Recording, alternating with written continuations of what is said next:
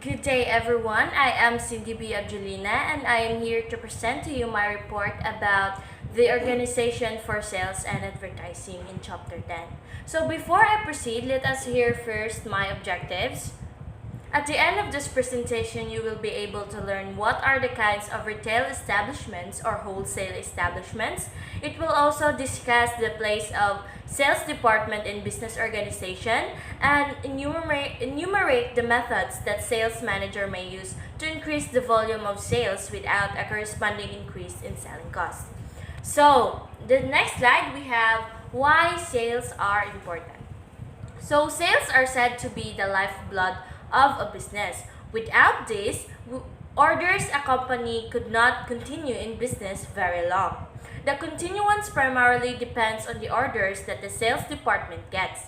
So the only way which a business can sustain itself year in and year out is by making sales and collecting money from these sales. So selling does not mean merely taking orders. It means digging up possible users of products and services and persuading them to buy.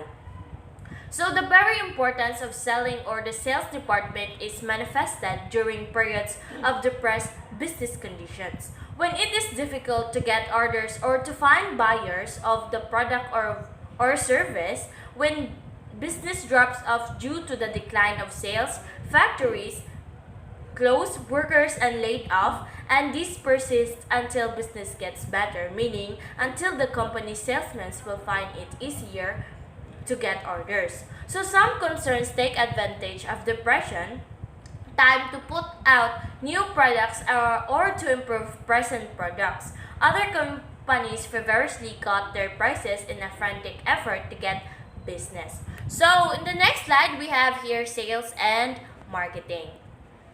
So sales and marketing.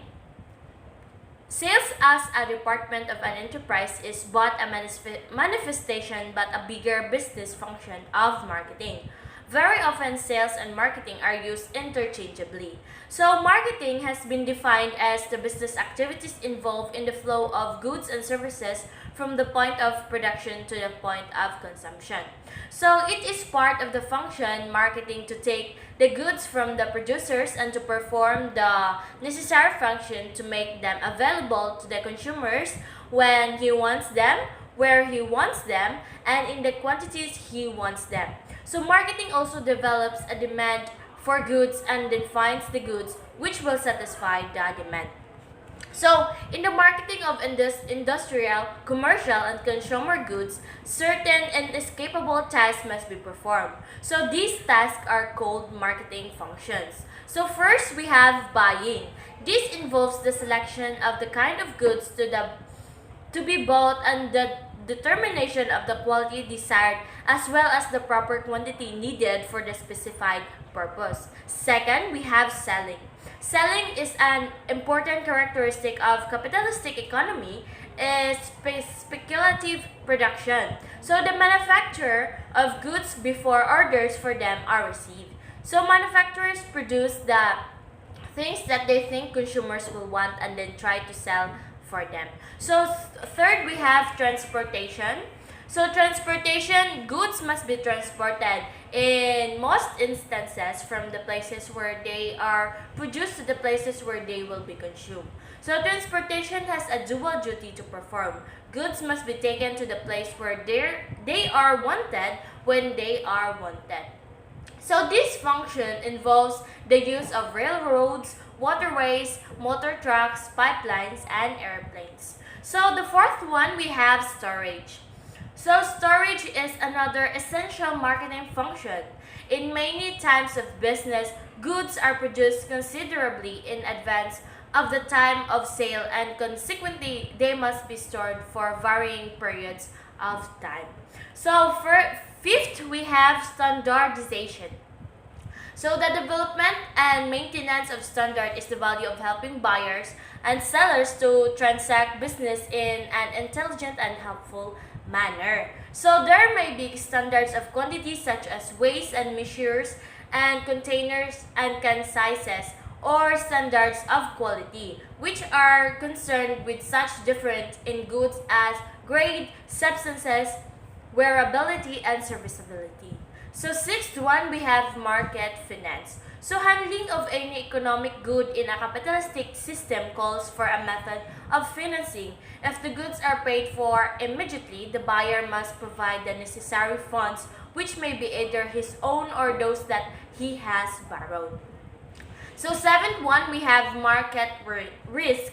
So the more act of owning goods carries with it in the inescapable burden of assuming certain risk in connection with them. So when goods are sold on credit, the seller assumes a risk even though he no longer owns the goods because the buyer may not pay what he owes. So the eighth one, we have market information.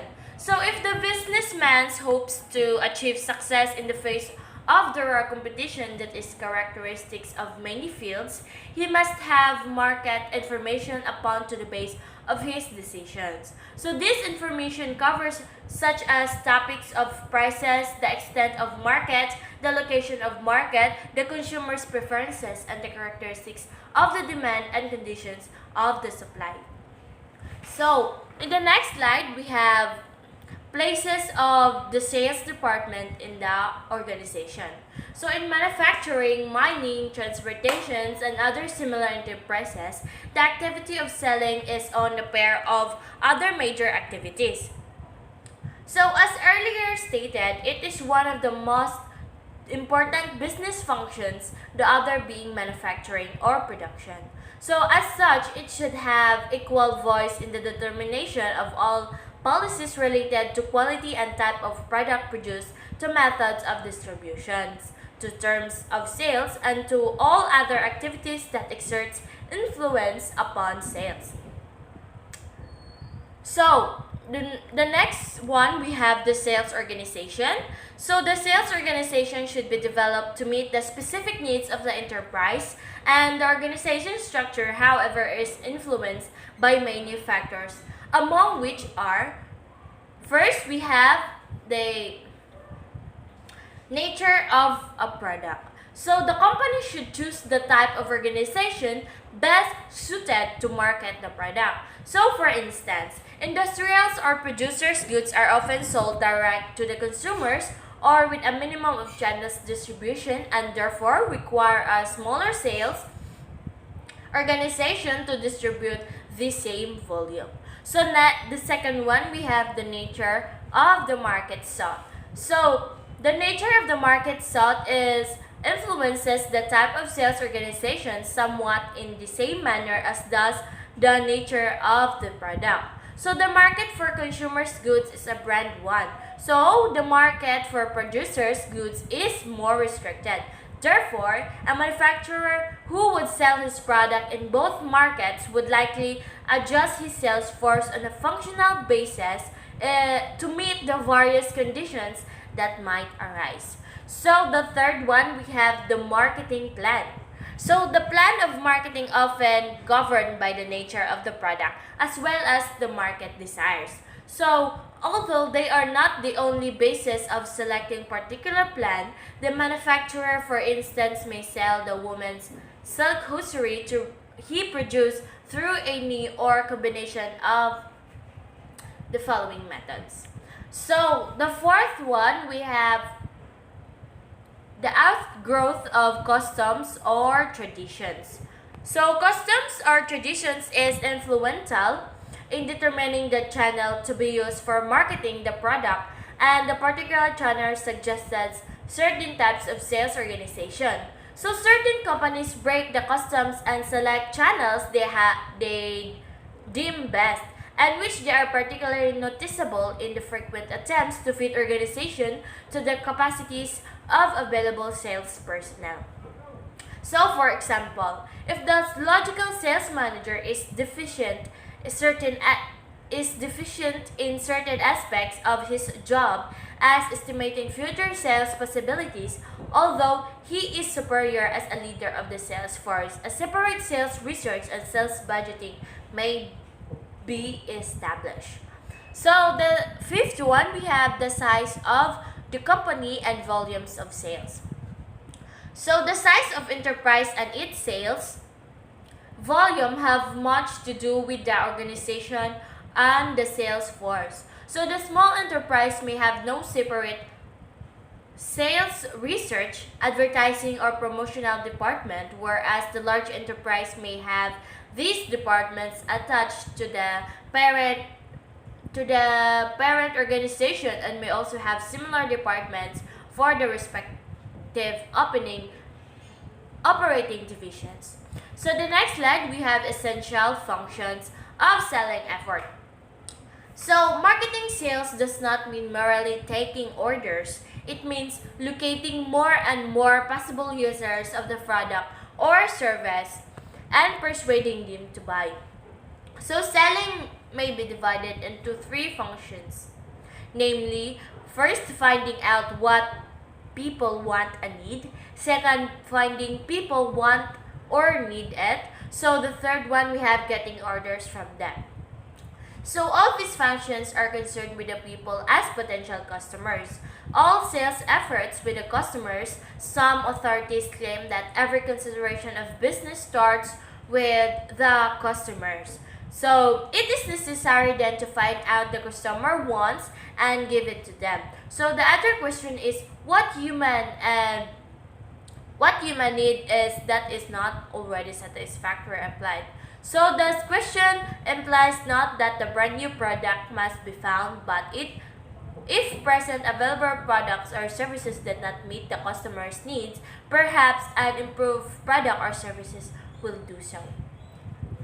So, it is quite clear, therefore, that every plan of the sales must be viewed from the standpoint of the buyers or customers. So, the consumer needs, desires, preferences, beliefs, habits, and even shortcomings constitute an important determinant of the products over the channels of distributions, the promotional methods, and structures of the organization itself. So in broader sense, however, selling may take one more diversified activities. In a big marketing organization, the functions of selling would be further subdivided into the following functions. First, we have product planning and development. So these functions find out what customers want and need. It seeks to satisfy the desires of the buyers. It also determines the kind of form, style, and quality that the goods to be sold should possess. So the second one, we have contactual function. So this refers to the task of seeking out and locating buyers when salesmen go from establishment to establishment looking for buyers who may want their goods. They are engaged in this function. So the third one, we have demand creation. This is essentially the task of advertising. So selling is not involved merely in satisfying existing needs. It also creates new desires and demands. So the fourth one, we have negotiation. So the seller must negotiate with the buyer on quality, quantity, shipment, payment, and other incidentals of the sale. So there has to be meeting of demands. The fifth one, we have contractual.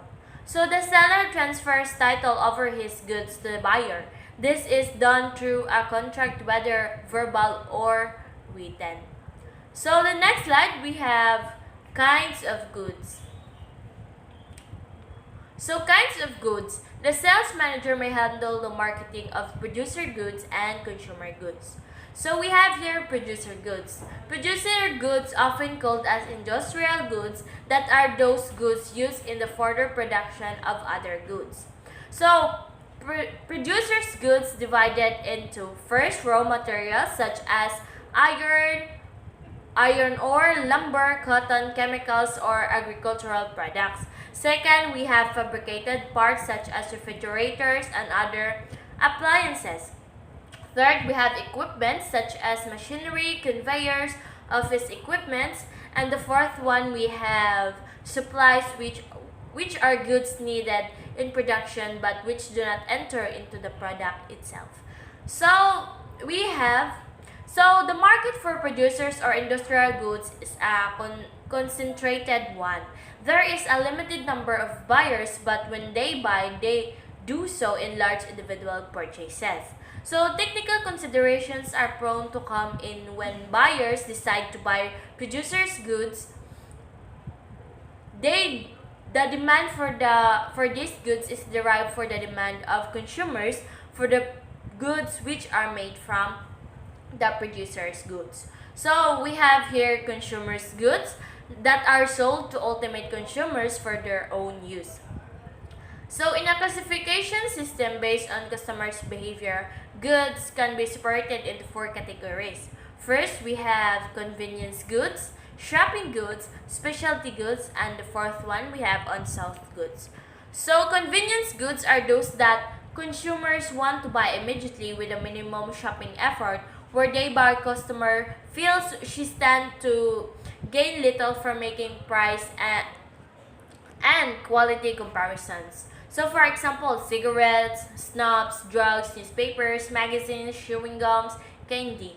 So, convenience goods can be further classified into three subtypes, which are on the basis of how customers think about products and buy them. So, second, we have shopping goods that are goods which where customers do shop. So, comparing the price and the quality of various brands by shopping in several stores, studying performance evaluations, and reading advertisement. So, third, we have specialty goods, which are those customers insist upon finding and search for until they find. So, examples are jewelry items, watches, expensive Chinaware, automobiles, and ethnic clothes. So the fourth one or the last one, we have unsold goods, that those items that potential customers don't want yet or don't know they can buy or aren't looking for. Examples are memorial park, cemetery lot, encyclopedia, and etc. So the next one, we have market research. So the study of markets is then another job for the sales research. So markets may be actual or potential. So we have here actual. What is actual? Actual market is one in which there is an existing demand which may or may not be supplied at the present time in any case, and the demand is there. So in the potential market, it is one in which the demand does not merely exist, considering demand as an expressed desire and not merely as an unexpressed need. So the potential market may offer greater possibility than the actual market, but its development may take longer and cost more. So an existing market may be undersupplied or well supplied.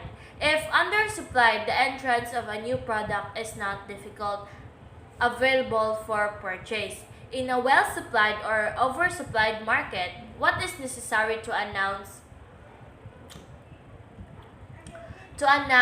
the new product and see that it is the problem to meet and overcome competitions.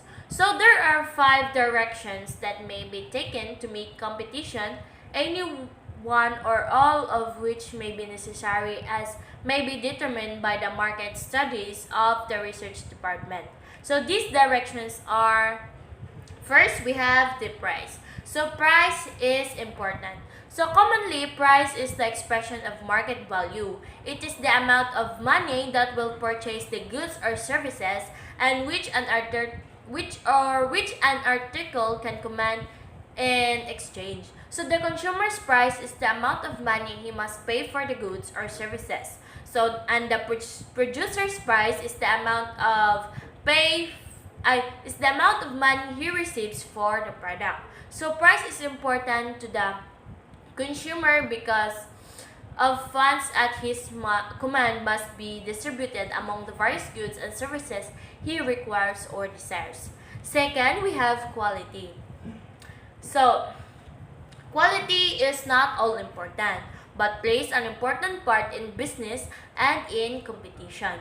So quality, the higher things being equal, the low price is more attractive than the higher price. So in case the materials or goods are purchased for resale, the price has a definite bearing of the cost on which the resale price will be figured. So what is quality? So quality is considered more important than price, especially when buying two specifications. So the term quality, however, has been rather misused. So the term quality goods does not mean what many consumers think it means, for quality exists in different levels.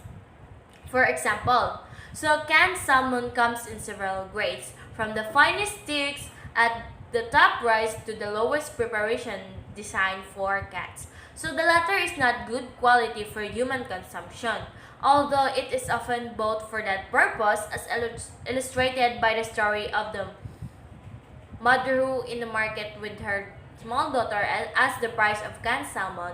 The woman was informed that the various prices, including that of the grade of the canned salmon, then the small daughter asked.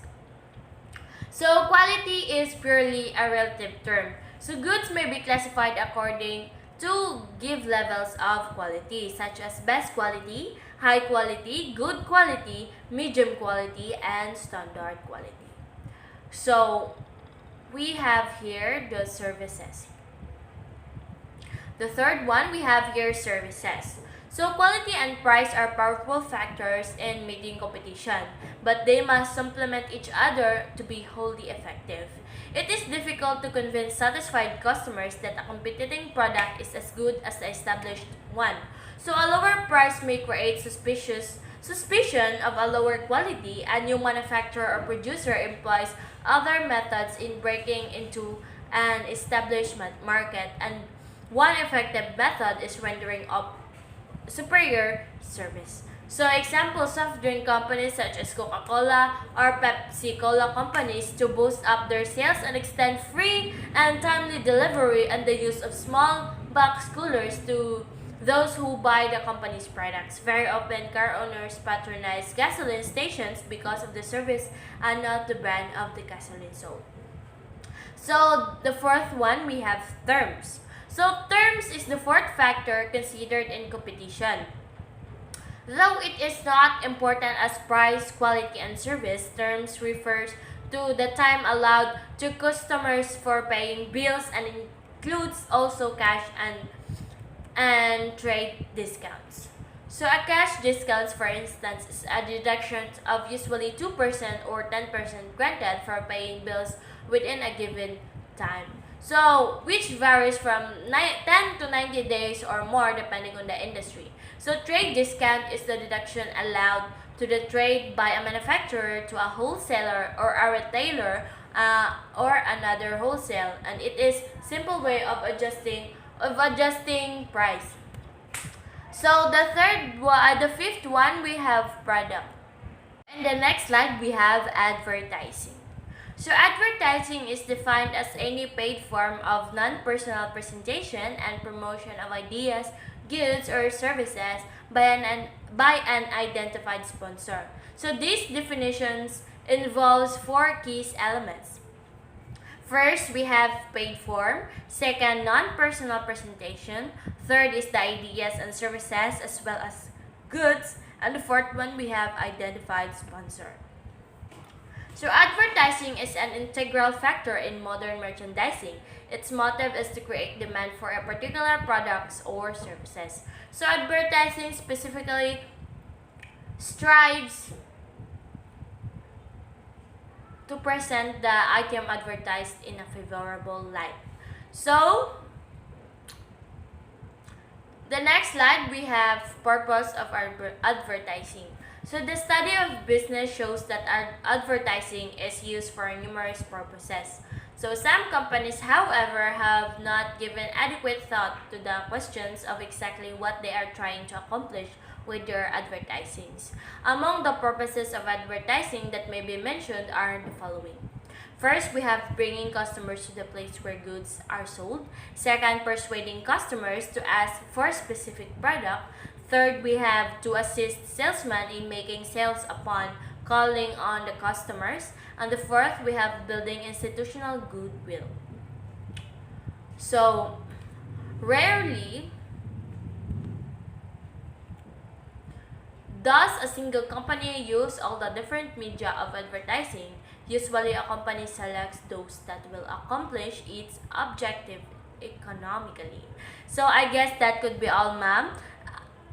Once again, I am Cindy B. Abjulina from BSHM2A. Thank you.